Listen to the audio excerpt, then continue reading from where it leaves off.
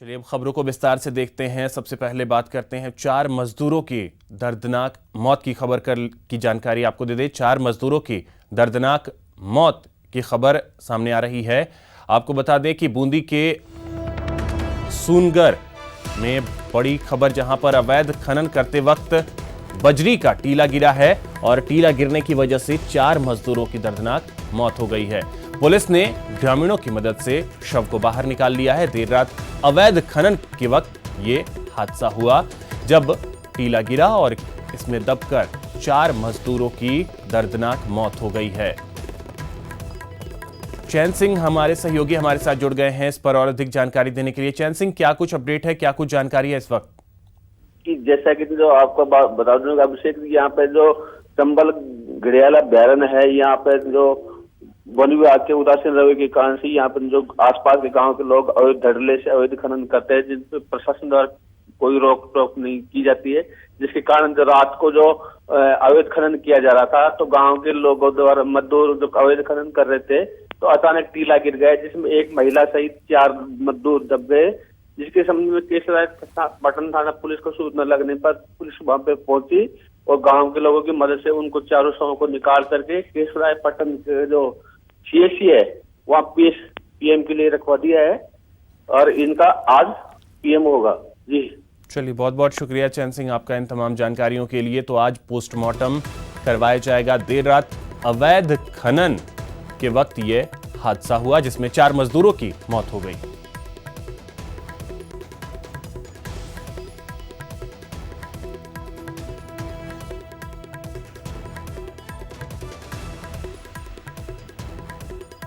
टीला गिरने की वजह से 4 मजदूरों की दर्दनाक मौत हो गई और पुलिस ने ग्रामीणों की मदद से शव को बाहर निकलवा लिया है और आज इन 4 शवों का पोस्टमार्टम करवाया जाएगा।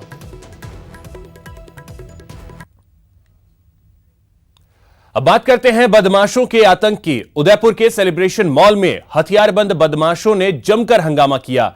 यहां आए 2 युवकों ने मॉल में तोड़फोड़ की।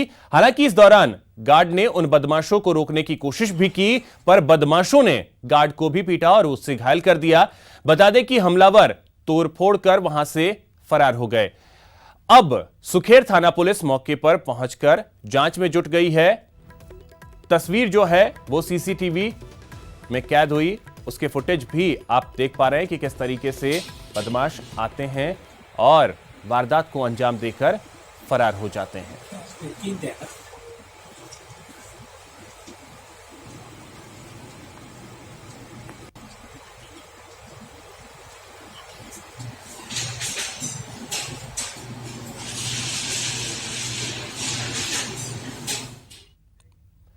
जयपुर से एक बड़ी खबर आपको बता दें। कस्टम विभाग ने एयरपोर्ट से विदेशी मुद्रा का जखीरा पकड़ा है। 2 तस्करों से 48 लाख रुपए की विदेशी मुद्रा बरामद की गई है। अवैध तरीके से बैंकॉक ले जाई जा रही थी यह मुद्रा। कस्टम अधिकारी दोनों आरोपियों जिन्हें गिरफ्तार किया गया उनसे पूछताछ कर रहे हैं। तो राजधानी जयपुर से बड़ी खबर, जहां एयरपोर्ट पर कस्टम विभाग ने बड़ी कार्रवाई की है। 48 लाख रुपए के विदेशी मुद्रा को बरामद किया है। साथ ही साथ 2 तस्करों को भी पकड़ा है और इनसे अब पूछताछ की जा रही है। राकेश शर्मा हमारे सहयोगी हमारे साथ जुड़ गए हैं इस पर और अधिक जानकारी देने के लिए। राकेश, 48 लाख रुपए का विदेशी मुद्रा, क्या कुछ अपडेट है? पूछताछ में क्या कुछ निकल करके सामने आया है? बिल्कुल, देखिए अभिषेक, जिस तरीके से चुनावी माहौल प्रदेश में है और इतनी बड़ी मात्रा में विदेशी मुद्रा का यहाँ पाया जाए, निश्चित तौर पर जो है एक हवाला के बड़े कारोबार की ओर संकेत करता है। तो ये हवाला कारोबार पर कस्टम विभाग ने बड़ी कार्रवाई की है और ये दोनों जो पकड़े गए व्यक्ति हैं, इनकी पहचान शेखावटी क्षेत्र से हुई है। तो चूंकि इतनी बड़े पैमाने पर विदेशी मुद्रा यहाँ पर कैसे लाई गई और फिर यहाँ से इसको विदेश ले जाया जा रहा था, तो इस बारे में भी कस्टम विभाग के साथ साथ जो दूसरी एजेंसी हैं वो भी सतर्क हो गई हैं। अभी तक जो व्यक्ति पकड़े गए हैं, इनसे काफी कुछ जानकारियां कस्टम विभाग के अधिकारियों को हाथ लगी है और इसके साथ ही वो इन्होंने ये जो पूरा एक नेटवर्क है जो हवाला कारोबार से जुड़ा हुआ है, जो फेमा के नियमों का उल्लंघन करने के बाद ये जिस तरीके से विदेशी मुद्रा का कारोबार कर रहे हैं, तो इन पर एक बड़ी कार्रवाई अभी की जा सकती है, क्योंकि इनका नाम और इनके पते ठिकाने भी गोपनीय रखे गए हैं। लेकिन कस्टम विभाग के साथ साथ जो दूसरी एजेंसियां हैं, उन्होंने इस मामले को गंभीरता से लिया है और सतर्क हो गई हैं, और कुछ बड़ी कार्रवाई इस मामले में आगे हो सकती है। चलिए, बहुत बहुत शुक्रिया आपका इन तमाम जानकारियों के लिए राकेश। तो बड़ी कार्रवाई हो सकती है और फिलहाल इन दोनों से पूछताछ की जा रही है।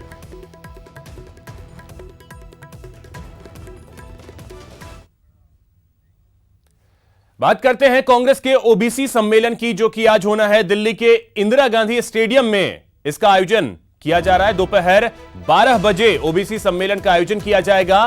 राहुल गांधी ओबीसी सम्मेलन को संबोधित करेंगे। इस दौरान मुख्यमंत्री अशोक गहलोत भी मौजूद रहेंगे। तो आज दोपहर 12 बजे दिल्ली के इंदिरा गांधी स्टेडियम में कांग्रेस की तरफ से ओबीसी सम्मेलन का आयोजन किया जा रहा है।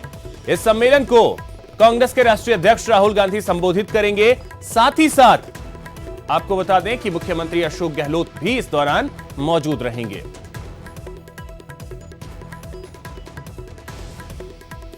तो दिल्ली के इंदिरा गांधी स्टेडियम में ओबीसी सम्मेलन कांग्रेस का।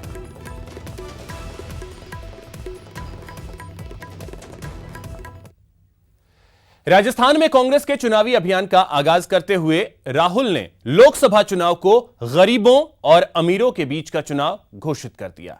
राहुल ने गरीब कार्ड खेलते हुए पीएम नरेंद्र मोदी पर जमकर हमला बोला और दावा किया कि बीजेपी अमीरों की समर्थक है और कांग्रेस गरीबों की। रण में राहुल का गरीबी कार्ड, राहुल का पीएम पर गरीबी वाला वार। राहुल ने छेड़ी विचारधारा वाली लड़ाई। बीजेपी, नरेंद्र मोदी, आरएसएस की विचारधारा, देश को बांटने की विचारधारा, नफरत फैलाने की विचारधारा। दूसरी तरफ कांग्रेस पार्टी, आप सब लोग, हम सब लोग, भाईचारा, प्यार और जोड़ने की विचारधारा। राजस्थान के रण में कांग्रेस का चुनावी शंखनाद करते हुए राहुल गांधी ने 2019 के महासमर को गरीबी बनाम अमीरी की जंग में तब्दील करने वाला सियासी दांव चला। राहुल ने दावा किया कि बीजेपी अमीरों की पार्टी है और कांग्रेस गरीबों की। नरेंद्र मोदी जी के हिंदुस्तान में सिर्फ अमीर लोग सपना देख सकते हैं। किसानों को, गरीबों को, बच्चों को स्कूल भेजना पड़ता है, लाखों रुपए पहले निकाल के देने पड़ते हैं, किसी उद्योगपति को देने पड़ते हैं। राहुल का दावा है कि कांग्रेस ने अपने शासन में 10 साल में करीब 14 करोड़ लोगों को गरीबी रेखा से बाहर निकाला। कि जब यूपीए की सरकार थी, मनरेगा ने, भोजन के अधिकार ने, किसान कर्जा माफी ने 14 करोड़ लोगों को गरीबी से निकाला। और जो हमने 10 साल में किया, मनरेगा ने किया, भोजन के अधिकार ने किया, अलग अलग स्कीम्स ने किया, किसान कर्जा माफी ने किया, उस सब को नरेंद्र मोदी जी ने 5 साल में खत्म कर दिया। वहीं राजस्थान में राहुल ने एक बार फिर न्यूनतम आय स्कीम का जिक्र करते हुए गरीबों पर सियासी दांव चला। लाइन बना देनी चाहिए, मतलब इस लाइन से नीचे, इस आमदनी लाइन से नीचे इस देश में एक भी व्यक्ति नहीं होना चाहिए, किसी भी धर्म का, किसी भी जात का, स्त्री पुरुष जो भी है, किसी भी प्रदेश का। पीएम के चौकीदार अभियान पर भी राहुल ने अपने अंदाज में हमला जारी रखा और पूछा कि गरीबों के घर चौकीदार देखा है क्या। उन्होंने आपसे ये नहीं बताया वो चौकीदार किसके हैं। किसान के घर में चौकीदार होता है? आपने किसान के घर में चौकीदार देखा कभी? मतलब साफ है कि सत्ता में आने के बाद अब कांग्रेस ने आक्रामक रुख अपनाया है। पहले सीएम अशोक गहलोत ने आक्रामक चुनाव प्रचार शुरू किया, तो उसे आगे बढ़ाते हुए कांग्रेस अध्यक्ष राहुल गांधी ने भी साफ कर दिया कि इस बार जंग आर पार की होगी, क्योंकि 2014 में सब कुछ लुटा चुकी कांग्रेस के लिए वापसी का ये मौका है।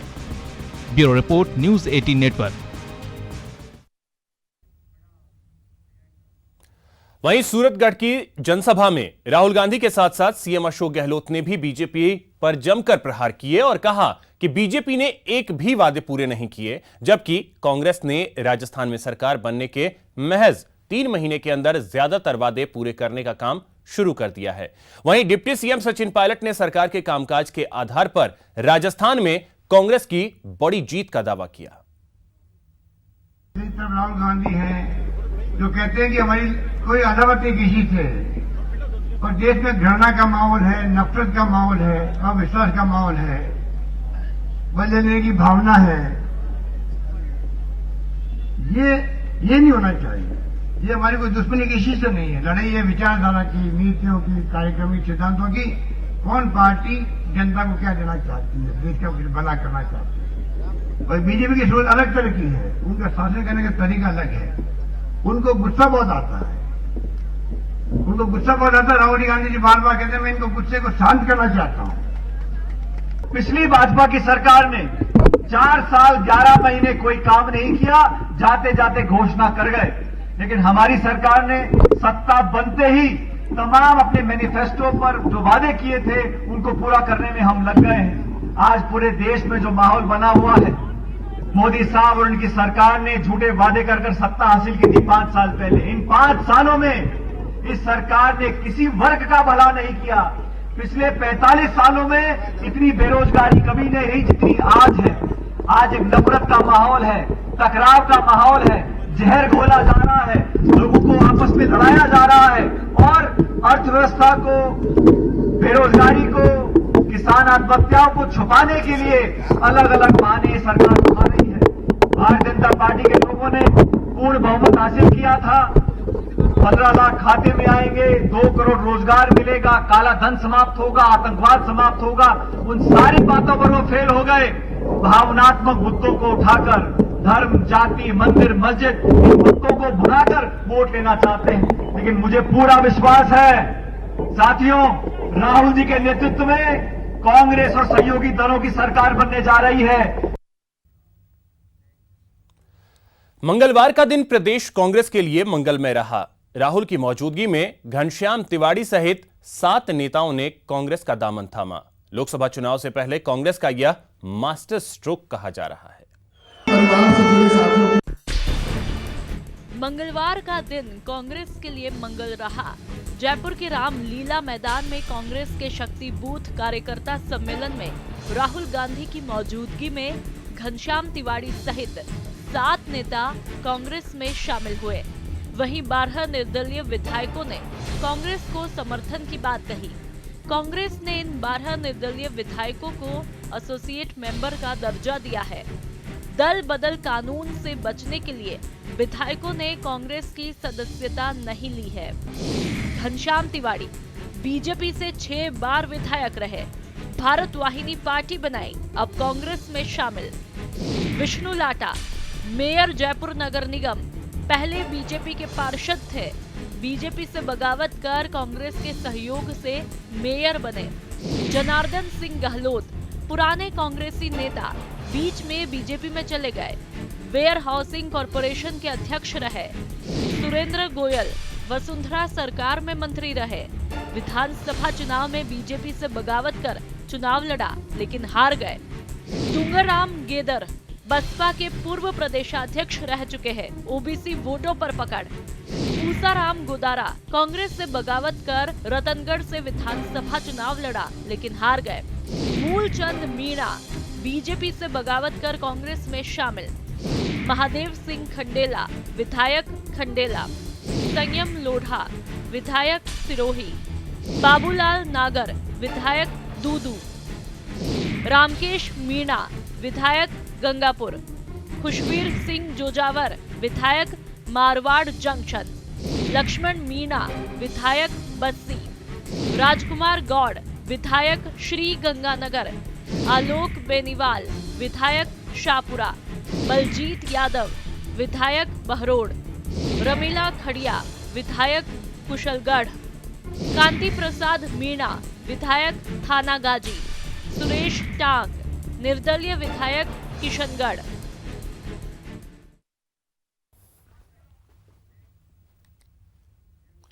कोटा बूंदी लोकसभा क्षेत्र में बीजेपी प्रत्याशी ओम बिरला के समर्थन में विजय संकल्प सभा का आयोजन तालेडा के श्री जी मैरिज गार्डन में हुआ, जिसमें बीजेपी के प्रदेशाध्यक्ष मदन लाल सैनी, राज्यसभा मुख्य सचेतक नारायण पंचारिया सहित कई वरिष्ठ पदाधिकारियों ने हिस्सा लिया। बीजेपी प्रदेशाध्यक्ष मदन लाल सैनी ने किसानों की कर्ज माफी सहित कई मुद्दों पर राज्य सरकार पर हमला बोला।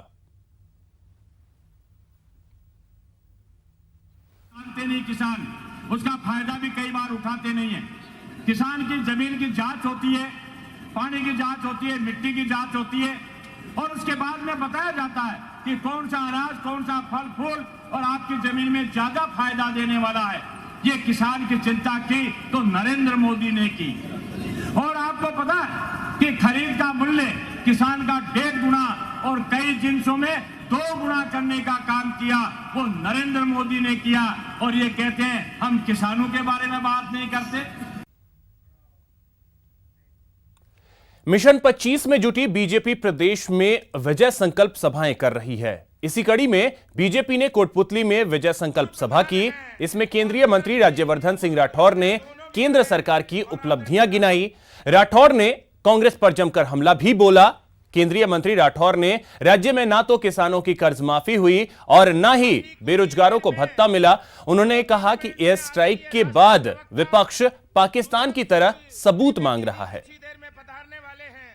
मैं आदरणीय राठौर साहब के स्वागत के लिए मैं निवेदन करता हूं। राहुल गांधी का चुनाव के पहले न्याय योजना पर बीजेपी ने प्रहार करना शुरू कर दिया है। टोंक में राज्यसभा सांसद विजय गोयल ने कहा कि राहुल गांधी जानते हैं कि उनकी पार्टी हारने वाली है, इसके लिए वो जनता को गुमराह करने की कोशिश कर रहे हैं। टोंक से प्रत्याशी सुखबीर सिंह जौनापुरिया के प्रचार में विजय गोयल संकल्प सभा को संबोधित करने आए थे। इस दौरान उन्होंने लोकसभा चुनाव पर भी बात की और कहा कि बीजेपी का जीतना इसलिए भी जरूरी है क्योंकि पूरा देश चाहता है कि नरेंद्र मोदी ही पीएम की कुर्सी संभालें। टोंक शहर में पेयजल समस्या से परेशान लोगों ने पेयजल आपूर्ति को लेकर जमकर नारेबाजी की।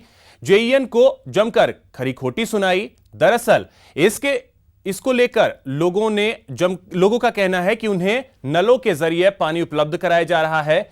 वहीं इस सब मामले पर पेयजल आपूर्ति पीएचईडी का कहना है कि पेयजल व्यवस्था दुरुस्त करने का काम जनवरी से चल रहा है, जिसके बाद से इस इलाके के लोगों को Tonk water supply scheme limited पेयजल सप्लाई करवा रहा है।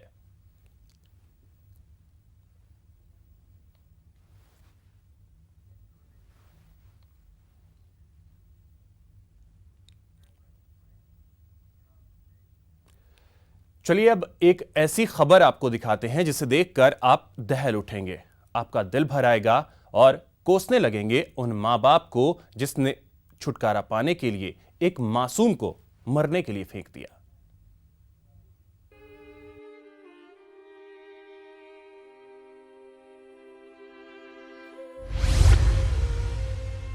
ये कहानी मौत को मात की है। ये कहानी जिंदगी की जीत की है। एक मासूम की मौत से जंग की ये तस्वीरें धुंधली जरूर हैं, लेकिन इस धुंधलाहट के पीछे की कहानी किसी को भी झकझोर कर रख देगी, किसी को भी रुला डालेगी। इस धुंधली तस्वीर के पीछे से सैकड़ों सवाल पूछ रही है ये मासूम, उस समाज से जो बेटियों को बचाने का दम तो भरता है, लेकिन दम का दम कैसे निकलता है ये तस्वीर उसकी तस्दीक करती है। इस मासूम की स्याह सच्चाई किसी के भी होश उड़ा सकती है, संवेदनशील चेहरे को शर्मसार कर सकती है, समाज को सोचने पर मजबूर कर सकती है, क्योंकि ये तस्वीर दम तोड़ती इंसानियत की है। 1 साल की मासूम को माँ बाप ने झाड़ियों में मरने के लिए छोड़ दिया। बेसुध पड़ी मासूम को चारों ओर से चींटियां काटती रहीं। बेचारी मासूम दर्द से छटपटाती रही, हाथ पैर चलाती रही। जब माँ बाप को रहम न आया तो चींटियां कैसे मासूम के दर्द को समझ पाती। झाड़ियों में दुब की मौत जब मासूम पर झपट्टा मारने ही वाली थी, तभी एक पुलिस वाला फरिश्ता बनकर आया और मासूम को मौत के मुंह से खींच ले आया। 1 वर्ष की बच्ची है, हॉस्पिटल के सामने झाड़ियों में पड़ी मिली, उसको ला के भर्ती कराया है। चीटे वीटे तो वहाँ डोल रहे थे, उठा के लाए, खा नहीं रहे थे। तुरंत तो सूचना मिलते ही हम हॉस्पिटल भर्ती कराया उसको। पुलिस वाले ने मासूम को दौसा जिला अस्पताल पहुंचाया, जहां डॉक्टर भी नन्ही जान के जिस्म पर इन जख्मों को देखकर हिल गए। फौरन जिंदगी बचाने की जंग में जुट गए। मेहनत रंग लाई, मौत मात खा गई और जिंदगी खिलखिला उठी। बच्चे की उम्र लगभग 1 साल के आसपास है और अभी तो इसकी स्थिति ठीक है। बाकी जब लाए थे, जब तो चींटियाँ और लिपटी हुई थी, इसके पूरे कपड़े खराब हो रखे थे, कपड़े चेंज करवाए, अभी दूध मंगवाया है और दूध पिलवा रहे हैं अभी बच्चे को, और अभी कंडीशन ठीक है इसकी। मासूम पर भले ही किस्मत मेहरबान रही हो, पर कुपोषण की मारी ऐसी कई लड़कियां आज भी अपने माँ बाप की चिंता का सबब बनी हुई हैं, जिनसे पीछा छुड़ाने के लिए माँ बाप मानवता का गला घोंट रहे हैं। इलाज के बजाय अपने कलेजे के टुकड़ों को बोझ समझकर झाड़ियों में मरने के लिए छोड़ जाते हैं। कि यह बच्ची 1 वर्ष की है और कुपोषण का शिकार है।